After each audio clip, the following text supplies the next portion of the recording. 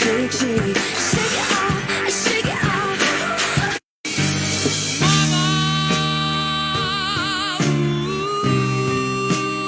To you.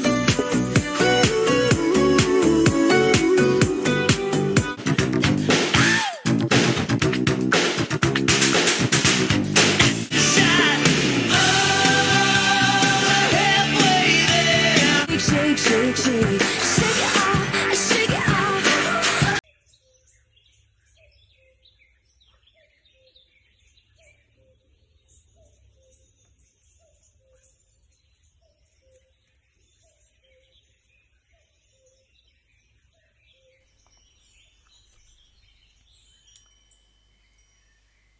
Det kom ett mejl. Och det står så här. En tant som har försökt att spela in en snutt men det har inte gått så bra. Här kommer i alla fall mitt lilla brev. Jag växte upp som ensambarn i en familj där jobbet sattes främst. Att vara lojal mot arbetsgivare och tjäna pengar. Trots att jag var ensambarn så var jag inte bortskämd och jag fick alltid höra att du vet vad du är född till. Jag är född 1 maj. Jag undrar alltid varför. Jag var ett så kallat ensambarn även om det var fullt av folk omkring mig. Jag trivdes helt enkelt inte. Jag kände mig alltid utanför.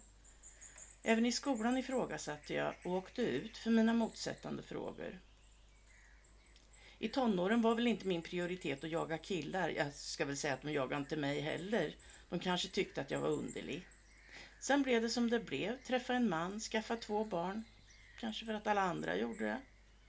Idag har jag välsignats med 4 barnbarn. Jag röstade aldrig trots att jag var ett så kallat arbetarbarn. Jag har ju aldrig heller drömt om att jobba eftersom jag är mån om min frihet. Men tyvärr, man måste ju. Även min dotter ifrågasatte mig många gånger och sa att jag var en ensamvarg som stämmer. Även idag. När svininfluensasprutan kom så tog jag den på grund av att jag är diabetiker. Och efter den så fick jag problem med gallblåsan och levern. Mitt uppvak fick jag för cirka 15 år sedan när en väninna visade och berättade för mig om chemtrails. Något som jag följer än idag. Och när pandemin kom och jag såg alla de tokarna på tvn och vad de basunerade ut om att vi skulle kvaxa oss, då fattade man allt.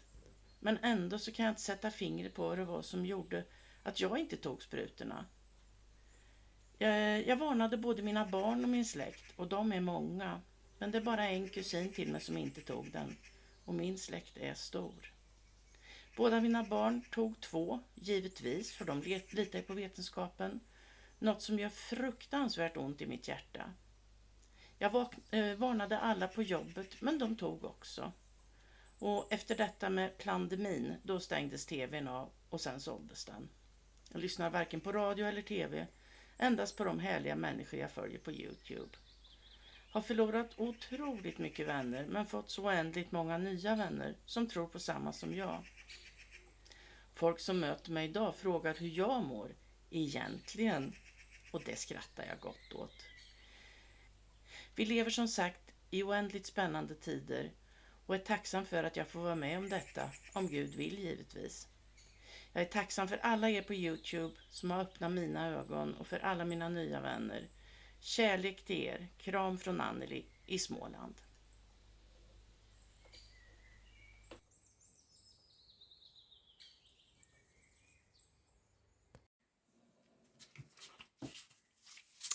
Ja, äntligen får vårt minivak komma upp igen.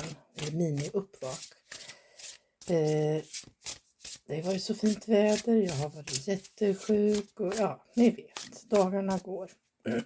Men nu är en vecka in på semestern här så ska vi dra ett kort för oss allihop och det är det här kortet som vill komma.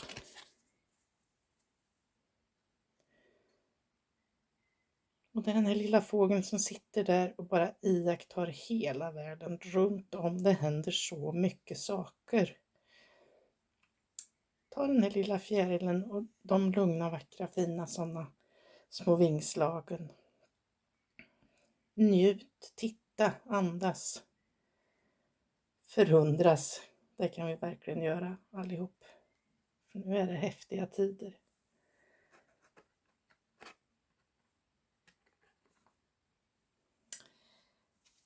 Men det där var till oss allihop. Vi har ju 2 stycken grabbar som har skickat in filmer. En uppifrån Vilhelmina och en ända nerifrån, jag tror det var Helsingborg. Så vi börjar med Helsingborg.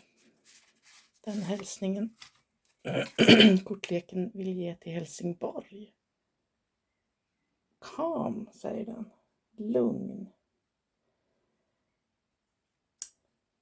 Och det är ju faktiskt lite samma budskap. Leta rätt på en lugn, fin plats i våran kaotiska värld. Och njut av den. Och låt utsidan hålls med vad de hålls med. Tusen tack för din film.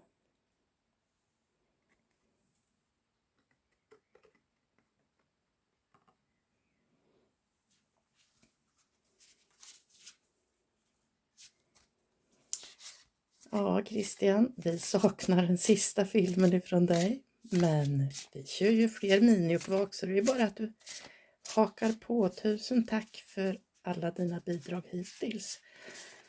Och ditt kort idag. Safety. En liten drake.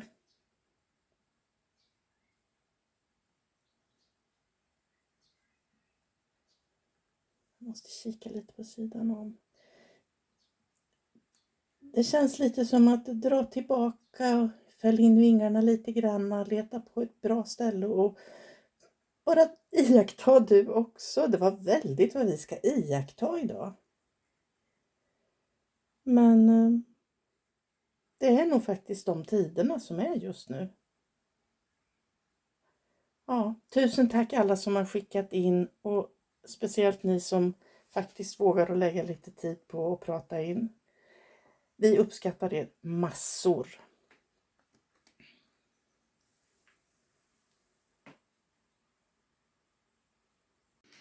Hej tjejer, jag måste bara säga en sak, att jag diggar er som fan. Och med er Karlskoga-dialekt, bara det gör era sändningar till rena rama underhållningen. Här sitter jag påpälsad i Helsingborg. Nu har jag i och för sig öppen dörr till balkongen. Vi har ingen centralvärme.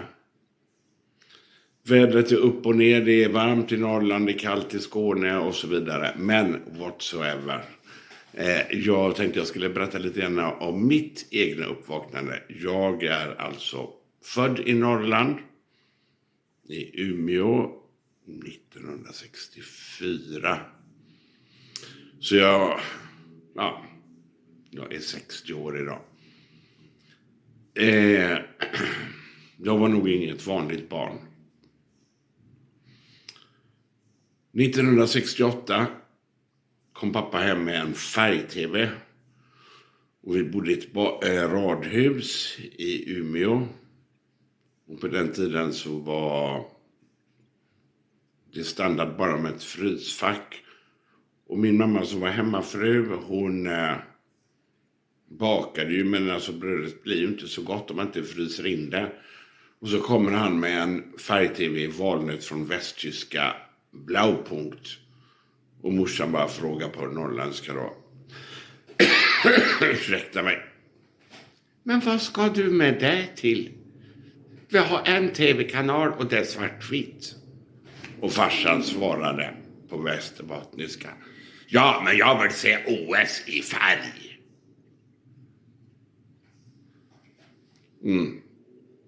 Det slutade väl att morsan fick sin frysbox till slut i alla fall. Sen kom 1969, jag satt på nedervåningen och byggde Lego och pappa sa kom upp nu, nu ska kapseln lämna Apollo och raketen och landa på månen. Och jag bara frågade pappa så här, jag bara undrade, precis som ni gör, jag bara undrade, men vem är det som filmar pappa? Och då blev han helt perplex. Och då ledsnade jag, så gick jag ner och fortsatte bygga Lego. Sen mitt andra uppvaknande var 1983 när jag åkte till Israel under brinnande krig med Libanon, och jag var i Haifa, Israels tredje stad, och var ute och partade, och det var judar, det var muslimer och det var kristna, och alla var egentligen araber. Sida vid sida, och alla var vänner. Och sen så var det ju då i och för sig Sovjettiden, så Sovjet tömde ju hela Östeuropa på judar, då ashkenazis, som inte har någonting alls att göra med Levanten. Så jag fick en helt annan syn på Israel än vad allt högern har. Men det får stå för mig. Sen i slutet på 80-talet så drog jag till Chile under Pinochet-diktaturen och jobbade som kock. Och upptäckte att, men herregud, det här är inte alls vad medströmsmedia sagt. Och då liksom typ slutade jag liksom typ läsa tidningar helt och hållet. Och jag har aldrig ägt en tv. Och jag tror att på något sätt, om jag tänker efter så här, kanske det har räddat mig på något sätt. För jag har inte liksom utsatt mig för den hjärntvätten. Och min pappa, han var ju sån att när han kom hem från jobbet, det första han frågade: har du bäddat sängen? Men läs! Ja, men vi har inga prov. Ja, men du måste väl för fan ha ett skrivningsschema. Och liksom typ, ja, hur stor lust hade man att plugga då? Inte överhuvudtaget. Senare i åren läste jag både på Handels och på universitetet, både språk och ekonomi och sånt. Men nej, det var aldrig min grej.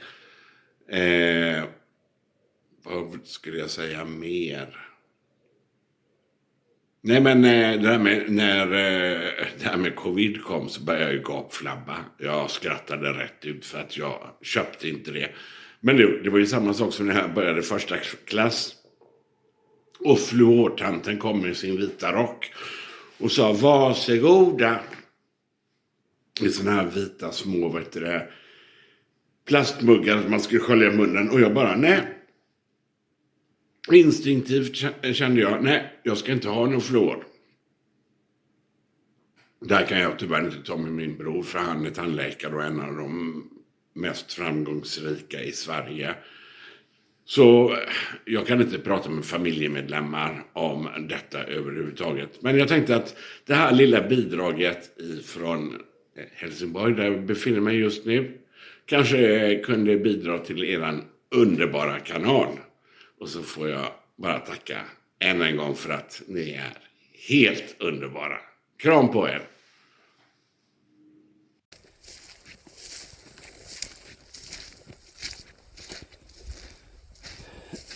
Ja, det är min standard kommentar när jag börjar filma. Jag har gjort lite jaktfilmer förr i tiden, och då börjar jag alltid med, det var 2 järpar, börjar jag alltid ett filmklipp med, ja, och jag var egenföretagare sedan 2006. Men när det blir fint någon kväll så här, då brukar jag alltid gå ut i skogen och koka lite kaffe på kvällen och se över holkar och sånt där. Den här är kollad och omsorgsfullt skött i, ja, medan det fortfarande var snö kvar. Så här kanske de bor. Ska jag upp till Tjärn.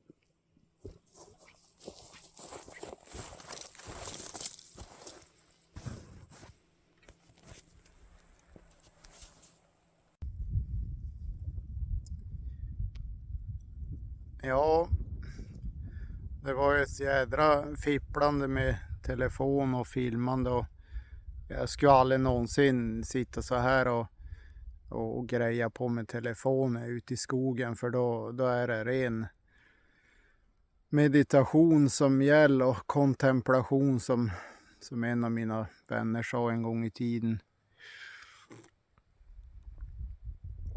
För nu njuter jag ju inte ett jädra dugg alltså när jag sitter och försöker förmedla någon sorts budskap här, men det spelar inte någon roll. Det var väl budskapet som var i fokus, men det slutar ju i alla fall med att jag blev ju en sorts egenföretagare, för att jag är definitivt en av Norrlands sämsta människor på att passa tider och rätta mig efter andra. Hur jag än anstränger mig så är det totalt omöjligt. Jag hade jägarexamen en gång i tiden åt kommun, åt skolan, och det var bara, jag tror det var 80 minuter, en lektion i veckan, och jag fixade aldrig. Det var mitt på dagen en onsdag, och hur det var så jag nog fasen henne någonting som gjorde att jag inte klarade av att komma i tid. Och så egenföretagande var som en förutsättning, och det har ju format mig, eller att jag har tänkt annorlunda har väl kanske format mig till att bli egen och klara mig själv och sköta mig själv och sådär. Men det är en helt annan historia vad jag pysslar med. Jag var väl mest nyfiken att försöka göra ett inslag, ett litet klipp, om det ens kom med, och hur ni eller de redigerar ihop det har jag ingen aning om.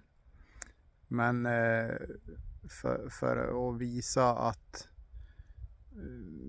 vi måste börja träda fram, alltså det hjälps inte. Och nu har jag varit ganska offentlig som person i det jag har gjort och sådär, så jag är väl van att synas på det sättet, men vi måste ju försöka koppla tillbaka till det här lifehacket som är väl inget märkvärdigt, men bara för att visa folk att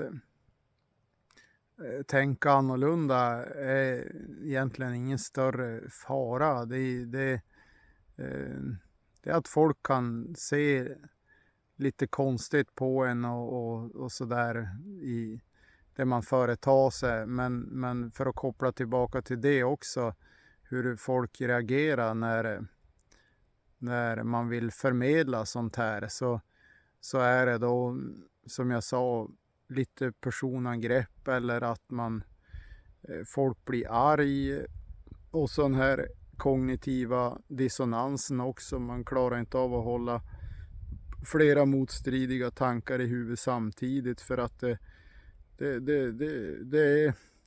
där Karl och Conny, alltså elefanten i det börjar komma de första myggorna här i Norrland. Elefanten i små tuggar, och jag tänkte, vad pratar de där filurerna om egentligen? Vad är det de försöker säga? Och det klarnar ju mer och mer. Och det är synd att inte... Oj. Det är synd att inte alla får vara med om det här, men jag gissar ju att de allra flesta kommer ju att göra den här resan.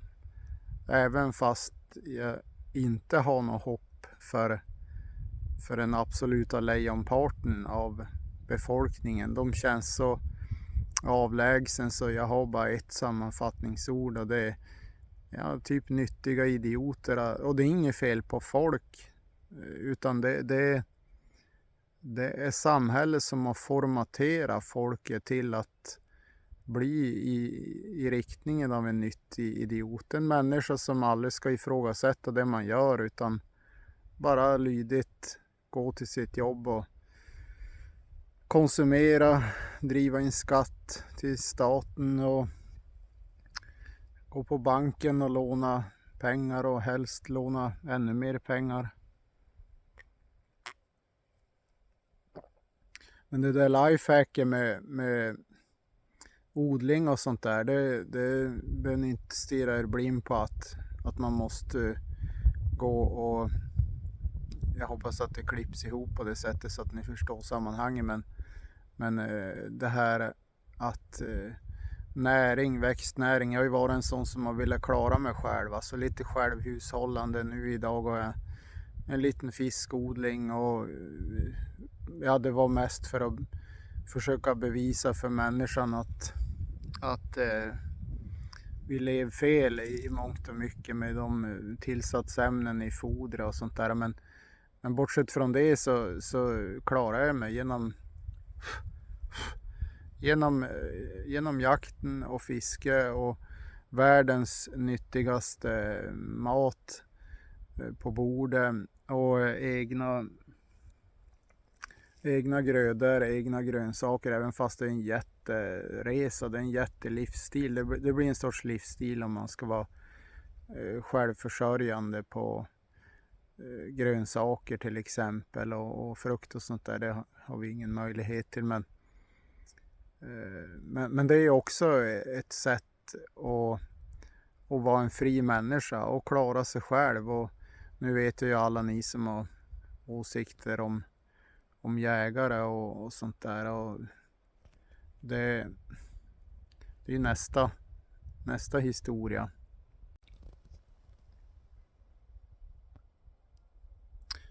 Ja, som sagt, jägare och lägga sig i sånt, det är ungefär som att jag skulle lägga mig i folk som tycker om att köra folkrace eller sitta och samla frimärken eller stå i någon jävla meningslös paddelhall och slå på en boll. Alltså man kan inte ifrågasätta andra människors val så länge det andra människor gör skada någon annan. Och jakt och fiske är det naturligaste sättet att leva. Även fast jag blir misstänksam på allt jävla nonsens som vi får kastat framför oss om människans ursprung och var vi kommer ifrån och alltihopa, så man vet aldrig. Men det känns som att människan som jägare, fiskare och samlare, det är våra rötter helt enkelt. Och varför ska man ha åsikter om det? Det är ju de människorna som gör att vi sitter idag.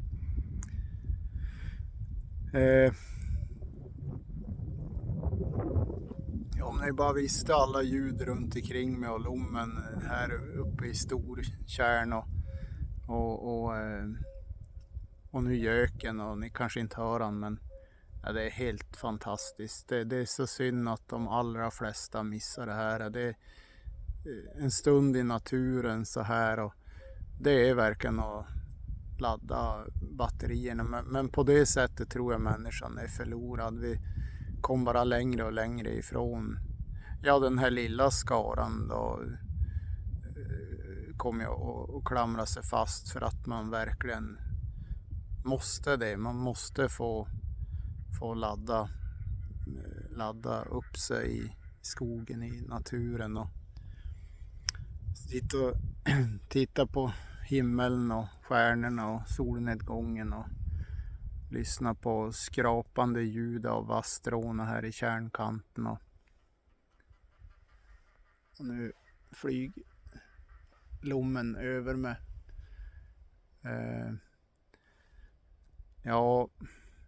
Shit, det blir skitspretigt. Det här blir jättelångt. Jag vet inte hur jag ska sammanfatta det och hur jag ska sy ihop säcken och